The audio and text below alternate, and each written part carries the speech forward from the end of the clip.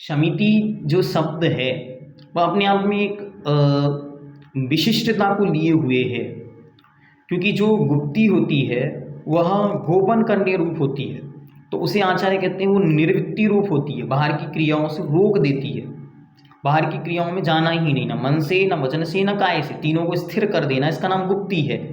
लेकिन यदि तीनों चीज़ें स्थिर नहीं हो पा रही हैं और उस समय उस जीव को, उस प्राणी को या उस संयमी को, उस मुनि महाराज को, उन संयमी जीवों को कुछ करना है, प्रवृत्ति रूप करना है, प्रवृत्ति मतलब बाहर में कुछ करना है, तो वो कैसे करें, उसका नाम समिति है। तो आइए उसको देखते हैं। आचार्य भगवंत ने जब डेफिनेशन दी थी तो वहाँ स्पष्ट रूप से लिखा था पर पीड़ा परिहार हरणार्थम, पर दूसरे की जीव की पीड़ा के परिहार के लिए समिति का वर्णन किया जा रहा है कि जब मुनि महाराज चलेंगे, भोजन आहार ग्रहण करेंगे या कोई वस्तु उठाएंगे, रखेंगे, मलमूत्र आदि छोड़ेंगे, तो उस समय जो प्राणी मात्र के प्रति उनका क्या परिणाम या प्राणी मात्र के प्रति उनकी क्या एक्शंस हैं वो वहाँ पे मुख्यता से बतलाई जाएंगे। 322 गद्य नंबर 794 तत् आसक्तस्य मुनिर निरवद्य प्रवृत्ति ख्यापनार्थम आह, कहते हैं तत्र उसके आसक्त अर्थात जिन्होंने गुप्ती को पालन करने के लिए जो आसक्त हैं, लगे हुए हैं, उन मुनियों के निर्वद्य अर्थात निर्दोष रूप से प्रवृत्ति। देखो मैंने पहले कहा वह जो गुप्ती थी वो निर्वृत्ति रूप थी, गोपन करने रूप थी, कहीं जाना नहीं, मन से कुछ सोचना नहीं, काय से कुछ करना नहीं, लेकिन यहाँ मन वचन काय की प्रवृत्ति है, चलने रूप, उठने रूप, बैठने रूप, भोजन रूप आदि। तो उसको कैसे करना उसको यहाँ पर कहते हैं। सूत्र नंबर 5 ईर्या भाषैषणा दान निक्षेपोत्सर्गः समितयः। ईर्या भाषैषणा दान निक्षेपोत्सर्गः समितयः। ईर्या भाषैषणा, दो शब्द हैं, अलग अलग करें। पहला है ईर्या, दूसरा शब्द है भाषा, तीसरा शब्द है ऐषणा, चौथा शब्द है आदान निक्षेप और पांचवा शब्द है उत्सर्ग। इस प्रकार यह पांच समितियां हैं। ईर्या, भाषा, ऐषणा, आदान निक्षेप और उत्सर्ग। सम्यक इति अनुवर्तते, जो सम्यक शब्द ऊपर कहा उसका अनुवर्तन यहाँ पर करना। क्यों कहा सम्यक का, तो कहते हैं वह जो ऊपर क्या कहा था, विषय अभिलाषा निर्वृत्त्यार्थम, वही यहाँ पर लेके चलना।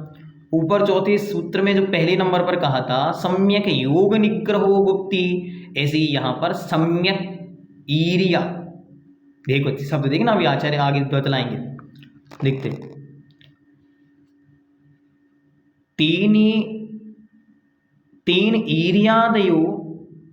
ईर्यादयो विशेष्यन्ते, उसके माध्यम से ईर्यादिक में विशेषता आती है। कैसे, सम्यक ईर्या, सम्यक भाषा, सम्यक ऐषणा, सम्यक आदान निक्षेपौ, सम्यक उत्सर्ग इति। सब में सम्यक विशेषता लगाने से उन क्रियाओं में विशेषता आ गई, क्योंकि ईर्या शब्द का अकेला अर्थ चार हाथ देखकर चलना नहीं है। ईर्या शब्द का अर्थ तो मात्र चलना है। ऐषणा शब्द का अर्थ शुद्धिपूर्वक भोजन नहीं है, ऐषणा शब्द का अर्थ केवल भोजन है। असन शब्द जो है उससे ही ऐषणा शब्द निकला है। आगे ता एतः पंच समितयो, वह 5 प्रकार की समिति है। विदित जीव स्थान आदि विधि मुनि प्राणी पीड़ा परिहरणाभ्य उपाय परिहराभ्युपाया वेदितव्य, कहते हैं ये 5 प्रकार की समिति है जिन मुनि महाराजों ने अच्छी तरह विदित जीव स्थान आदि विधि, कहाँ कहाँ जीव की उत्पत्ति के स्थान हैं, कहाँ कहाँ जीव की योनि स्थान हैं, कहाँ कहाँ जीव उत्पन्न हो सकते हैं, इन सबको मुनि महाराजों ने अच्छी तरह जान लिया है। वे मुनि महाराज प्राणी पीड़ा परिहार परिहार अभ्युप उपाया वेदितव्यः। वे उन जीवों के प्राणों की रक्षा के लिए या उनको पीड़ा कष्ट ना पहुँचे इसके लिए इन उपायों को अच्छी तरह जानना चाहिए। ततः प्रवर्तमानस्य असंयम परिणाम निमित्त कर्म आश्रवात् संवरो भवति। तथा उसी प्रकार प्रवर्तमानस्य असंयम परिणाम निमित्त कर्माश्रव, जो अभी तक या इनसे पूर्व तक जो कुछ भी प्रवर्तमान अंत तो उस समय स्थिति में चलने वाले असंयम के माध्यम से कर्म का आश्रव हो रहा था, वो वहाँ रुक जाता है। इससे संवर जानना चाहिए, यह संवर होता है। पांचों समितियों को आचार्य भगवंत ने विशेष रूप से नहीं समझाया। आइए इनको क्रमशः देखते हैं। पहला है ईर्या। ईर्या मतलब चलना। कैसे चलना? तो उन्होंने कहा चौकर महीलख। क्या?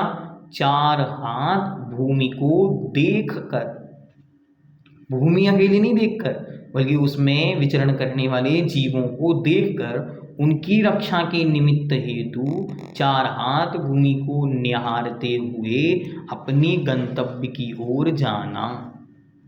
और इसमें एक बहुत सुंदर पंक्ति और पूज्यवर पद्मनंदी महाराज ने जोड़ी। जब उन्होंने पूजन लिखी तो पूजन के अंदर उन्होंने बहुत सुंदर पंक्ति जोड़ी और उस पंक्ति में उन्होंने लिखा, वे मुनि महाराज ते तिन्नी काल बाहर गमंती। वे मात्र 3 बार ही बाहर जाते हैं। पहला आहार, दूसरा विहार और तीसरा निहार।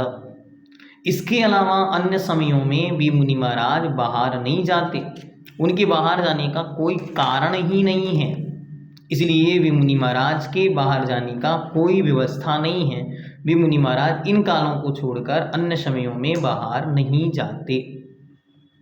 क्या गजब की पंक्ति उन्होंने वहाँ पर ऐड की, वो भी विशेष रूप से ध्यान रखने योग्य है। पूज्यवर ने ये पंक्ति देकर उसे और स्पष्ट और सुंदर बना दिया कि वह मुनि महाराज को बाहर जाने का कोई और अन्य प्रयोजन कार्य नहीं है, मात्र वह उसी कार्य से बाहर जाते हैं। वे 3 कार्य प्रमुख रूप से बतला दिए। जिनकी दृष्टि समाधान है, जिसने जीवों के स्थान को अच्छी तरह से जान लिया है। जब पूज्यवर भट्टकीर देव महाराज ग्रंथराज मूलाचार्य जी में बहुत सारे जीवों की उत्पत्ति स्थानों को गिनाते हैं, तो वहाँ शिष्य प्रश्न करता है कि भगवान इतने स्थानों को यहाँ मूलाचार में जानने की आवश्यकता क्या है? ये जीव कांड में, कर्म कांड में या कोई अन्य सिद्धांत, कर्म सिद्धांत का ग्रंथ होता, वहाँ तो ये विषय ठीक थे। लेकिन पूज्य ग्रंथराज आचरण का प्रधान ग्रंथ चल रहा है, वहाँ ये जीव उत्पत्ति, जीव के अनन्य उत्पत्ति, योनि, स्थान, इन सब की चर्चा क्यों कर रहे हैं? उन्होंने लिखा, जब तक साधु इन्हें जानेगा नहीं, इनका परिहार या परिपालन कैसे करेंगे? उन स्थानों से बचना है और उन जीवों का पालन करना है। इसीलिए वे उन स्थानों को अच्छी तरह जाने, पढ़ें। इस प्रकार पूज्यवर ने वहाँ को उल्लेख किया। मुझे बहुत अच्छी तरह स्मरण में वो पंक्ति आज भी आती है। ठीक है, आगे देखते हैं। जिनका चित्त दया से आर्द्र है, हृदय एकदम पानी से गीला हो चुका है। किसका पानी है? दया का। एकाग्र है, वे अपने लक्ष्य की ओर एकाग्र है। कहाँ जा रहे हैं? सिद्धालय की ओर। ऐसे मुनि का तीर्थ यात्रा, धर्म कार्य आदि के लिए 4 हाथ आगे पृथ्वी को देखकर चलना सम्यक ईर्या समिति है।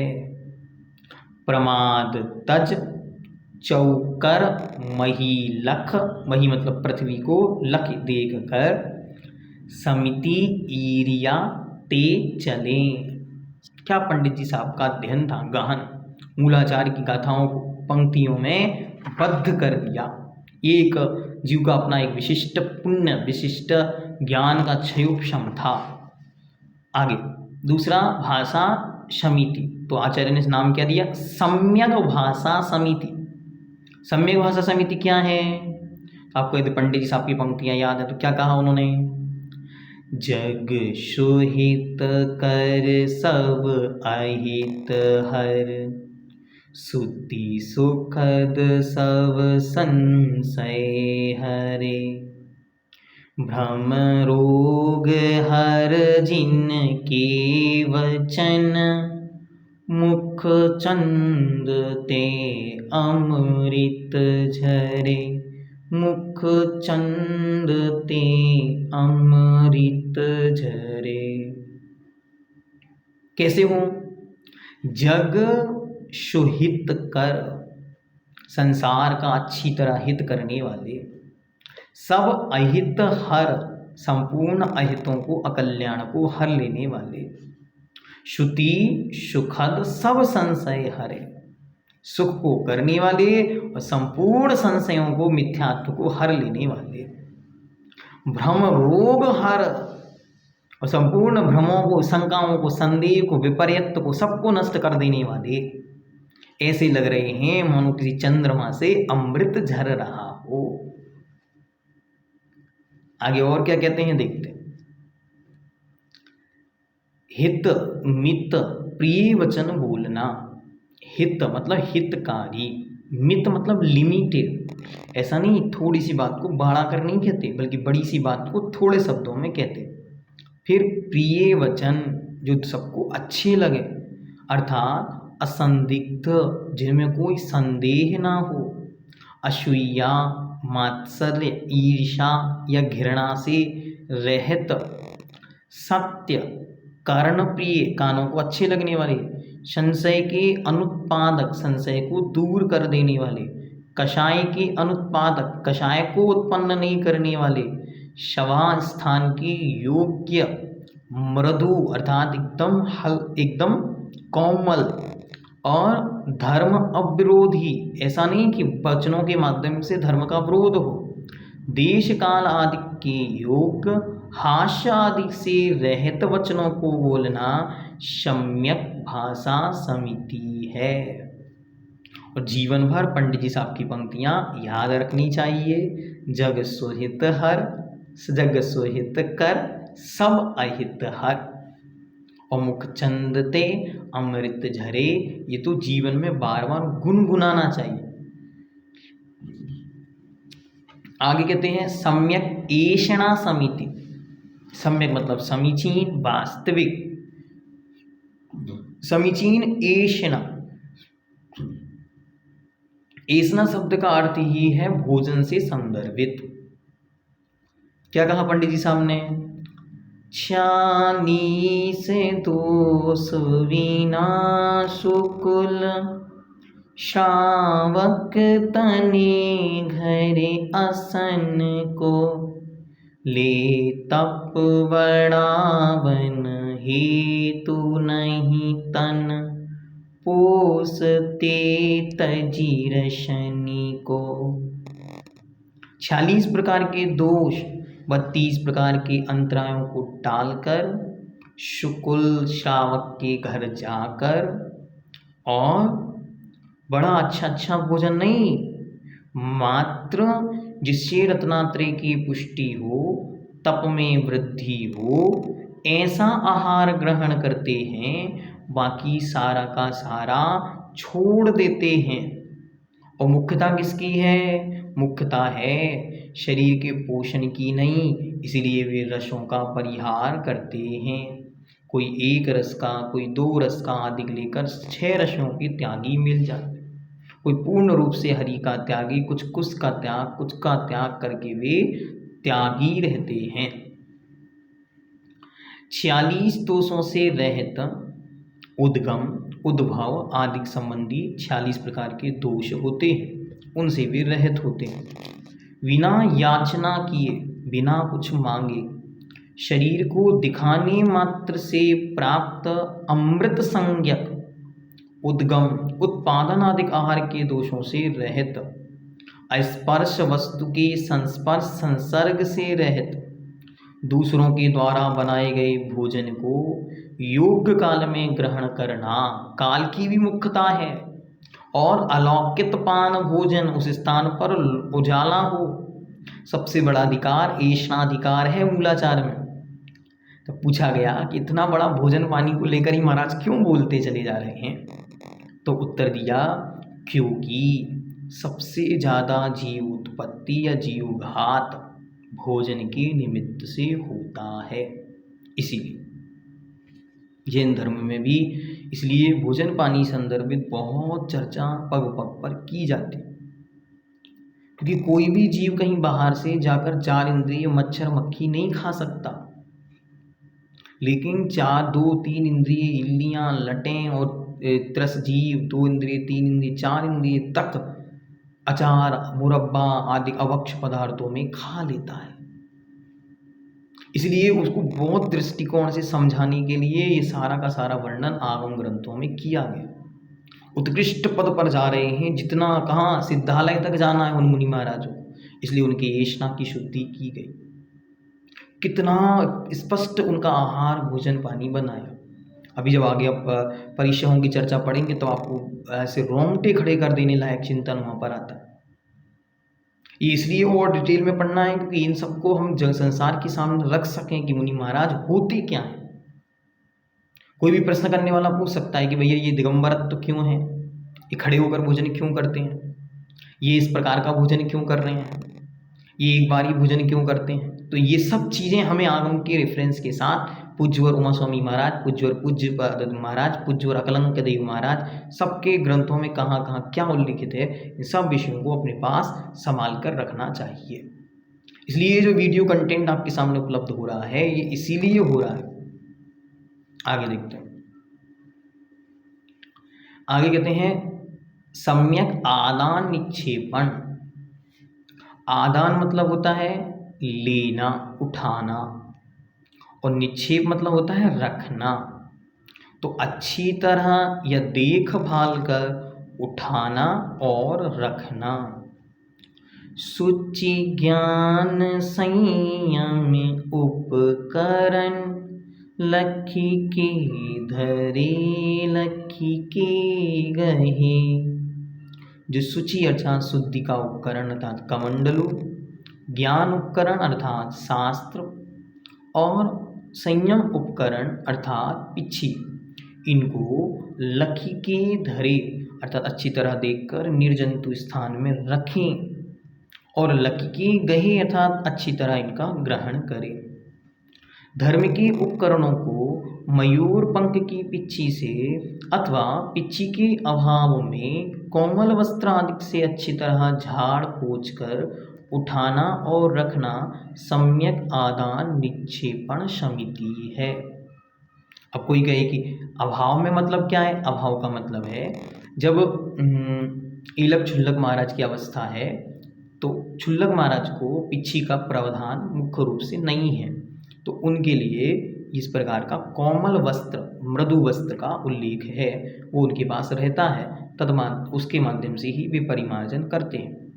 उसलिए आगे कहते हैं सम्यक उत्सर्ग। उत्सर्ग मतलब होता है छोड़ना, इसका दूसरा नाम है प्रतिष्ठापन समिति।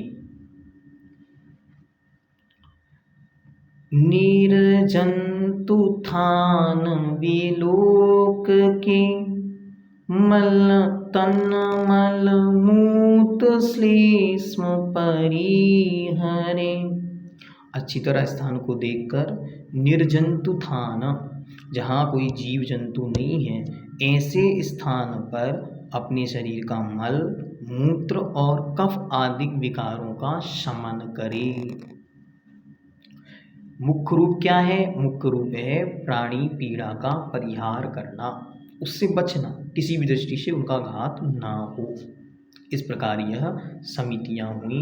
5 समितियों से युक्त हमारा जीवन स्वयं बने, इस पवित्र भावना के साथ जिन जिन ने भी समितियों को अपने जीवन में धारण किया उन सबको अनंतवान नमन करते हैं।